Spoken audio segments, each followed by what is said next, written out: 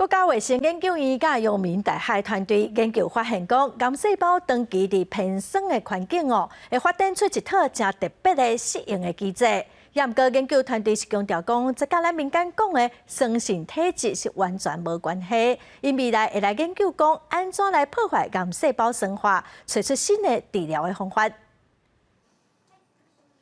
国家卫生研究院甘正研究所等团队用药鞘癌细胞来测试肿瘤安怎适应微环境的生化压力，发现癌细胞确实有色酸性。代谢机转呢会产生两个主要的废弃物，就是乳酸跟氢离子。偏偏这两样废弃物呢被排到细胞外，它都是带酸性的，所以它就会让这个肿瘤比较离血管比较远的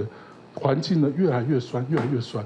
国卫院表示，因发现癌细胞运转真紧会欠氧，加上特殊的代谢，产生过量的磷酸、甲氢离子等等，这个酸性物质会致致细胞外延，肿瘤组织就会对原本的氯基性转做氯酸性。癌细胞长期伫四颗维亚偏酸的微环境，嘛通发展出适应的机转。不过，研究团队强调，这种酸性的微环境只是伫肿瘤的四颗维亚，并不是规个人体的环境。